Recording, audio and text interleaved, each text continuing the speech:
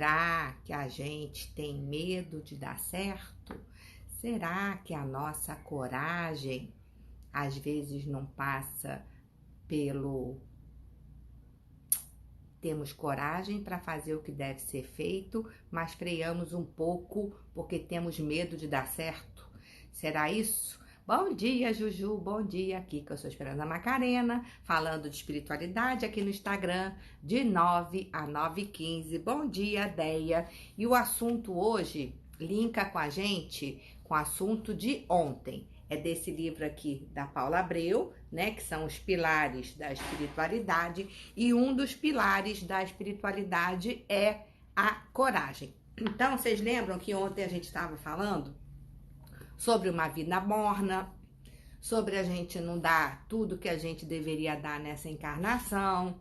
E muitas vezes a gente tem uma vida morna porque a gente não está tendo a coragem de fazer a mudança ou a transformação ou a dedicação num determinado aspecto da vida que a gente precisa. E aí eu peguei esse livro aqui da Paula, que fala sobre a coragem. E tem uma passagem aqui que eu quero ler para vocês, que é muito interessante. Oi, Luiz, bom dia. Oi, Lu, bom dia. E eu queria falar com vocês sobre isso. Bom dia, Sol. O texto começa com uma introdução assim: medo é o quarto mais pobre da casa. Eu gostaria de ver você vivendo em condições melhores.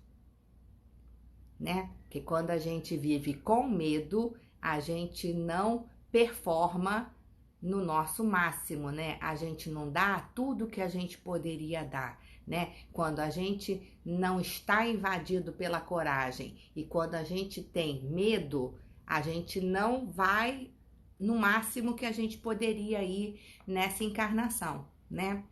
E de onde vem esse medo? Quais são os medos, né? Bom dia, Thaís. Tem vários medos possíveis, né? Só que hoje eu vou falar de um medo que particularmente a mim toca meu coração. Pode ser que você diga assim, isso não é meu medo. Mas pode ser também que você conviva com alguma pessoa que tem esse medo, né? E o medo que eu quero falar hoje, que rouba a nossa coragem, é o medo de dar certo. Olha que coisa assim paradoxal, né? Mas é interessante da gente refletir. Vou ler o texto aqui, depois vocês me dizem se vocês se identificam com esse texto. Quantas vezes você já deixou de fazer algo que era muito importante para você? Você sabia que em muitas dessas vezes pode ser que você tenha deixado de agir não por medo de fracassar, mas exatamente pelo temor de dar certo? A autora Marianne Williamson diz que o nosso maior medo é descobrir que somos poderosos, além do que podemos imaginar. Mas por que temos medo do nosso sucesso? Muita gente associa o sucesso à inveja, à perda de amigos e pessoas próximas que se sentiriam diminuídos. Outras têm a crença de que felicidade, dinheiro e sucesso atraem tragédias e coisas negativas, ou de que não se pode ter tudo nessa vida. E elas preferem, então, ter um bom relacionamento ou uma família bacana, por exemplo, em vez de sucesso profissional ou financeiro. É como se a gente achasse que a gente tem que escolher. Eu não sou digno de ter tudo, então, entre ter o sucesso profissional e o sucesso financeiro, eu prefiro ser bem-sucedida na minha família e nos meus relacionamentos, como se uma coisa fosse excludente da outra. No Brasil, por conta de toda a nossa história, também é muito comum a gente acreditar que para ser bem-sucedido tem que ser corrupto, desonesto ou antiético. Medo de ser feliz completamente, né? Medo de ser feliz no todo, né? E ainda vivemos no Brasil, onde a gente tem sempre essa associação que o dinheiro que os políticos fazem é um dinheiro à base de corrupção, então o dinheiro é uma coisa negativa, né? Que a gente vive num país onde tem muita corrupção. Quando temos esse tipo de crenças, a gente se auto-sabota nas mais diferentes formas. Imagina se alguém que acredita que toda pessoa bem-sucedida é desonesta, vai querer ter sucesso. Claro que não.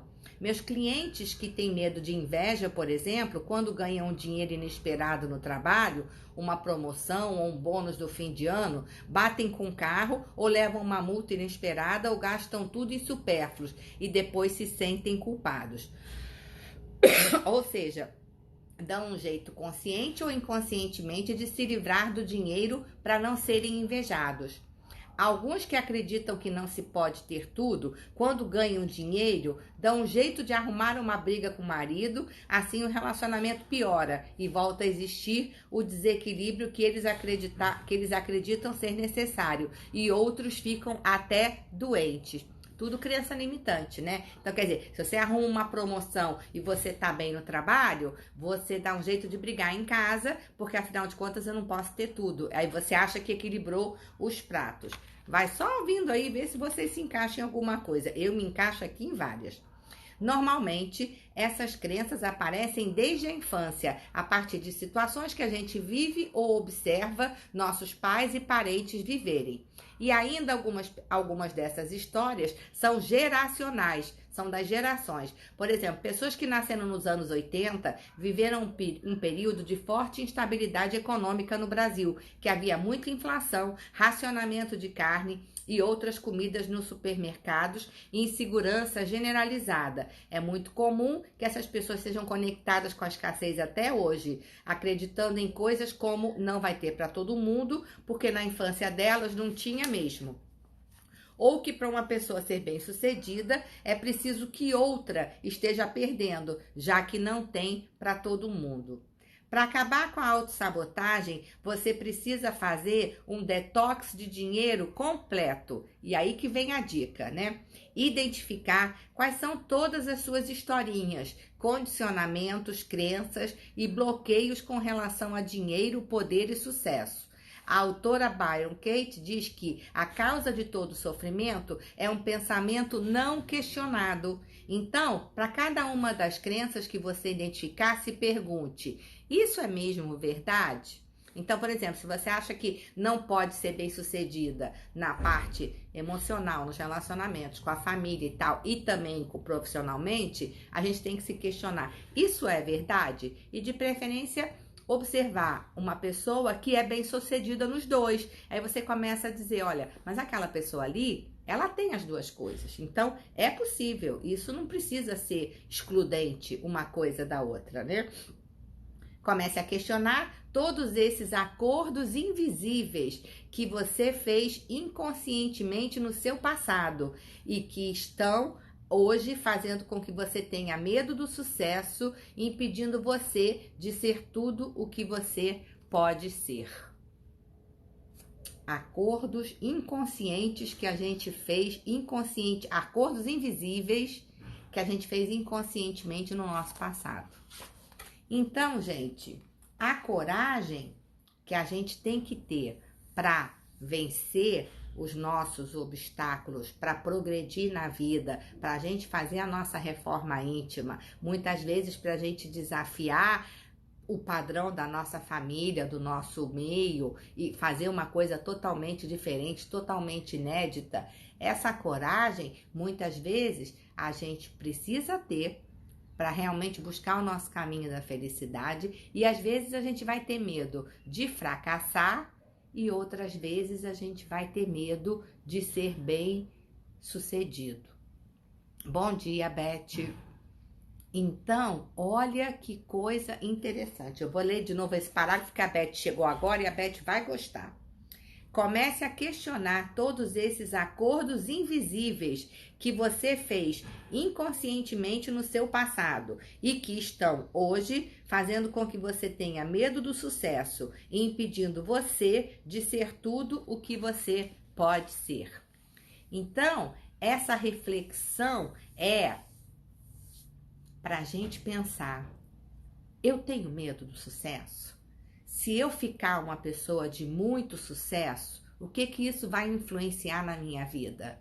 né? Tem a estatística que diz que quando a gente posta alguma coisa no Instagram, 75% das pessoas ficam com inveja daquilo que a gente postou. Então, hoje a gente vive uma fase do mundo que não só a gente, quando tem sucesso, a gente também quer postar o nosso sucesso. E isso atrai um olhar negativo, né? Então, como a gente se comporta em relação a isso, né?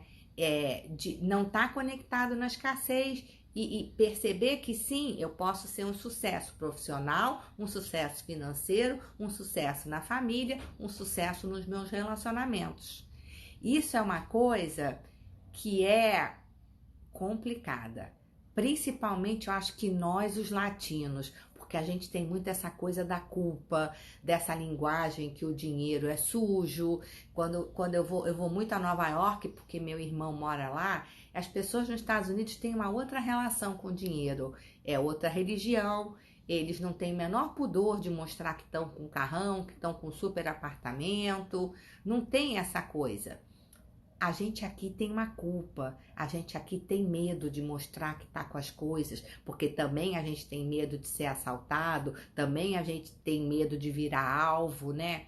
Então, percebe que no nosso país, você ter sucesso financeiro e você ser bem-sucedido profissionalmente é mais complicado, porque a gente vive um país com muitas desigualdades. E a gente tem aquele pensamento ainda que se eu sou bem-sucedido, alguém está se ferrando, quando a abundância tá para todo mundo. Então, olha quantas crenças limitantes a gente tem, quantos paradigmas a gente tem que romper para que a gente tenha coragem de ser o que a gente nasceu para ser e de ser a nossa melhor versão. A Déia tá falando lá fora, as pessoas têm muito orgulho de ter grana e de ter sucesso. Quem já viajou para fora do país observa isso com muita tranquilidade. É diferente. E a Thaís está falando, paradigmas são condicionamentos que repetimos sem saber por quê. Vamos quebrar essa corrente. Exatamente. Então, o chamado de hoje do Pílulas é questione os seus paradigmas. Questione as suas crenças invisíveis e diga para você mesma: sim, eu posso ter sucesso profissional, financeiro, familiar, nos relacionamentos. Eu sim posso ter sucesso em tudo, porque eu sou filha de Deus, Deus habita em mim, a chama divina está dentro de mim e Deus quer o melhor para mim. E não tem nada errado, desde que eu siga as normas do que é ético, do que é honesto, do que é moral, eu sim posso ter tudo. E a gente tem que repetir isso todo dia pra gente, porque a nossa ambiência aqui no Brasil não é um facilitador para que a gente tenha esse pensamento. Bom dia, Deborita. Então, quem trabalha com criança, principalmente, quem tem filho pequeno, quem tem acesso às crianças, tem que vigiar o jeito que fala de dinheiro perto de criança. Quando a gente fala aquelas coisas, você pensa que dinheiro nasce em árvore, né? Todas essas nossas falas, desliga a luz que a mamãe não é sócia da Light. Todas essas nossas falas não são de prosperidade. A gente acaba influenciando as nossas crianças com essas crenças invisíveis de que então eu não sou digno de ter sucesso, de ser próspero, de ser abundante. É complicado, né?